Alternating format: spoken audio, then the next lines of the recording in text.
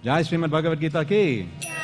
Atha, with me. Atha dvadasho adhyaya Arjuna uvacha evam satata yuktaye bhaktastvam padyupantate yetapyaksharamam vyaktam tesham ke yoga vittamah. Shri Bhagavan uvacha Maya veshyamano ye mam nitya yukta upasate Shraddhaya tarayo betas teme yukta tamamata ye tvaksharam manirdeshyam amvyaktam paryupasate sarvatra gamma chintyam cha kurtastham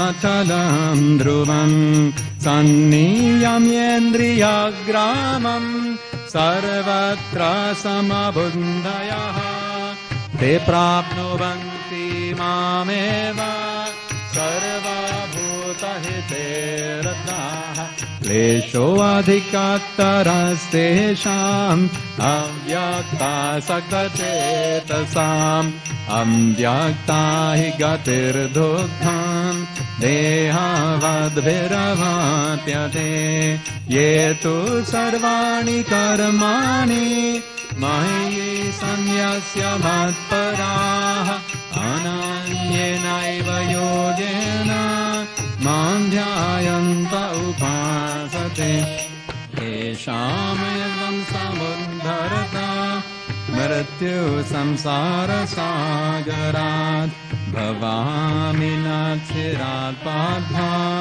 maya veshita chetasan mayeva mana adatsva maye buddhim niveshaya nivasishyasi mayeva ata urdhvana sanshayah anta chittam samadhatum na shaknoshi mayi sthiram abhyasa yogena tato mamichaptum dhananjaya abhyase apyasamarto asi madkarma paramo bhavan madardhamapi karmani kurvan siddhim avapyasi antaitadapyashakto asi kartum adyogamashritahan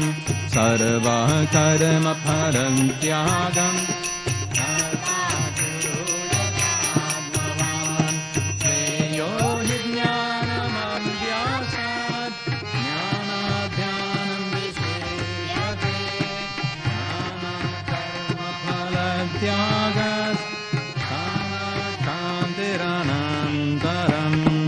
Adveta sarva bhutanam maitra karuna eva cha. Louder.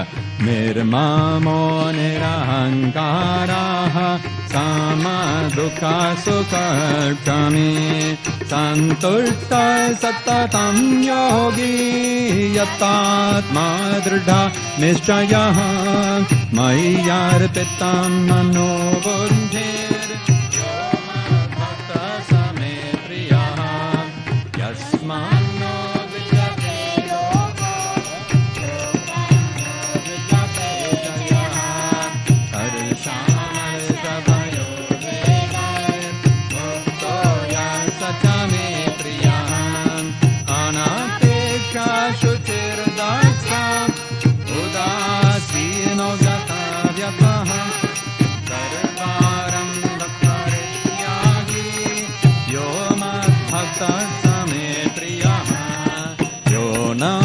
Hrishyati na dveti na shochati na kankati shubha shubha parityagi bhakti manyasa me priyan sama shatrauta metrecha